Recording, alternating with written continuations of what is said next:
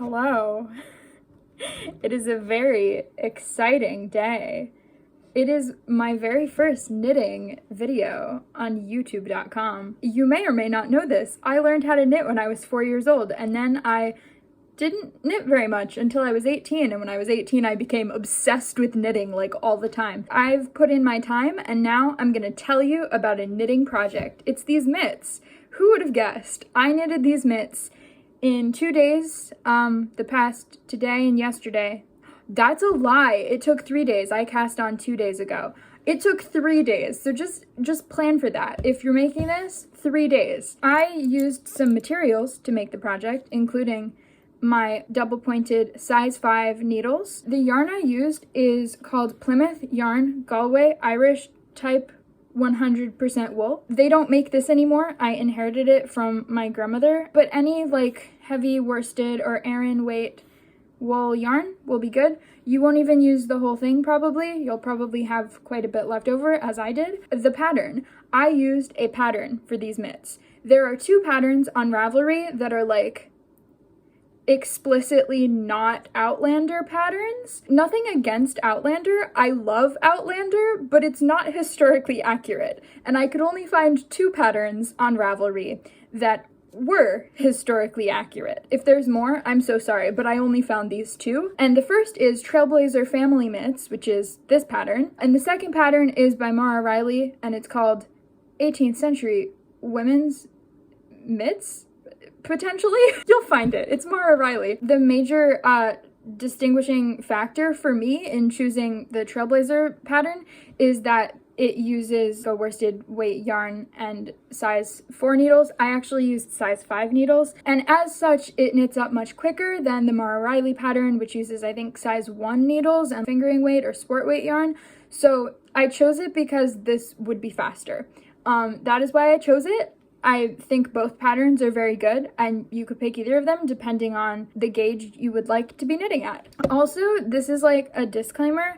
I obviously did not write the pattern that I'm using. It belongs to someone else and it's their intellectual property.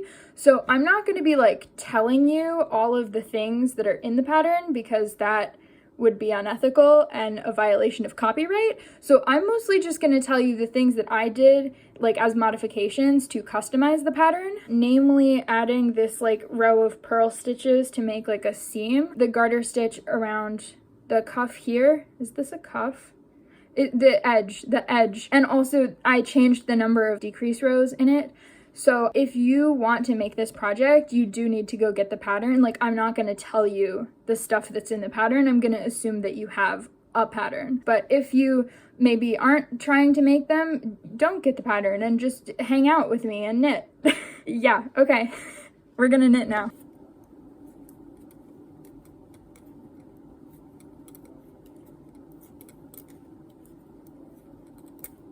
So when I get to the part where I started, I am doing 1 purl stitch and I'm making a column of those to simulate a seam, as if this mitt was made from an old stocking, because when the stockings were woven on knitting frames in the period, they would be seamed at the back and not typically knit in the round.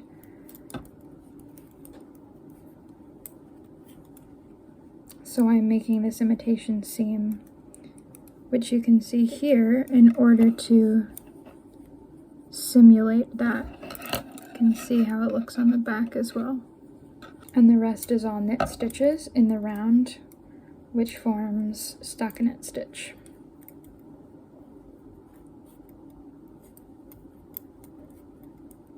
So here you can see the 3 decrease rows that I've done, which brings us down to 28 stitches at the wrist, and instead of 3 inches, I only need 2 inches to fill in up to my hand. So I'm just gonna knit those up really quick.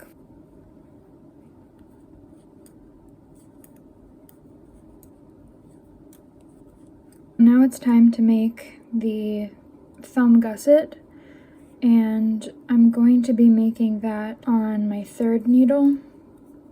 so that the thumb is opposite the seam. Now I'm just starting the thumb gusset setup round, for which the instructions are in the pattern, and I'm just gonna follow those instructions.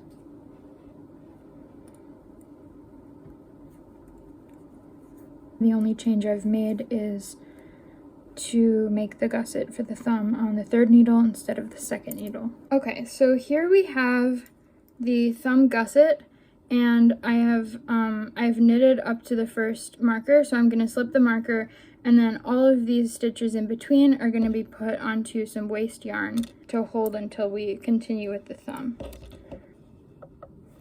And I'm slipping them purlwise because that is what is typically done according to the internet. I'm just collecting all of these stitches, and then I'm going to tie off the waste yarn here. And then I have the remaining 4 stitches on the needles, which I am going to continue in stockinette stitch, just going up until it's the right length for probably up to here or so. Okay, so now I've done an additional 10 knitted rows up to here. You can see I'm doing some garter stitch for the final rows just because I don't want it to be like rolling back on my hand when I'm wearing it. That's not something I did for this end, but I don't think that will be as bothersome as it will be around the fingers. I will update you after I have bound off. Here is the garter stitch area and then the bound off edge. We'll weave in the ends later, but currently I'm going to finish the thumb. So I'm going to go through here and pick up these 13 stitches off of the waste yarn, and then I'm going to pick up 3 more stitches from the top of the thumb hole here, going around this circle, and I'm going to knit around here for about 8 rows, and then I'm going to bind off the thumb as well. I'm going to weave in my ends. I will just demonstrate.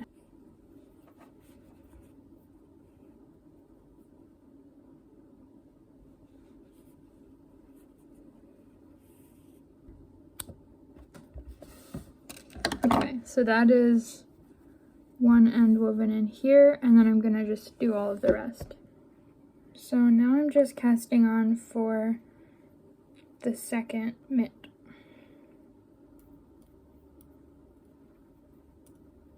So now I'm just going to continue with all the same steps that I did on the first mitt, and then I will see you later. I also just wanted to explain that on the second mitt I have offset the placement of the thumb, so it's not on the 3rd needle, it's actually at the end of the 2nd needle. And I've done this because I want the mitts to be symmetrical and not like both going the same way.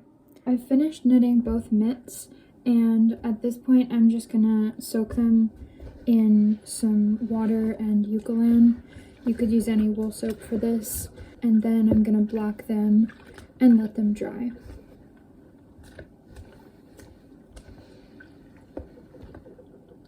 So I squeezed out most of the water, and I'm just pulling apart here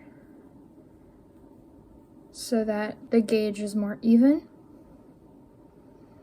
And I'm also smoothing out the cast on edge here. I mean, it always is going to roll a little bit, but if it dries in this shape, I think, or at least I hope to mitigate some of the rolling, although I'm not too worried about it.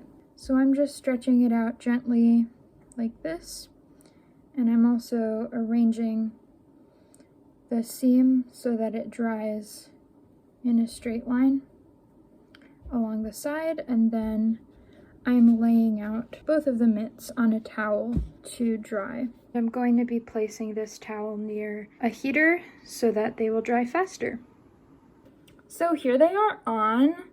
They're actually not done drying because my room is cold, even with the heater on, for many hours. So they're kind of damp, but they're on and they fit and they're comfortable and they're good and they're nice. And it's a very like adaptable pattern. Like, I feel good with the changes I made to the pattern, and I'm very proud of my work here. So I think that this is good and positive. And I think that you should make mitts like this. You know, mitts are good, they're useful, and if you don't have a pair, make one. Or don't. I'm just saying what I think because I can. Goodbye!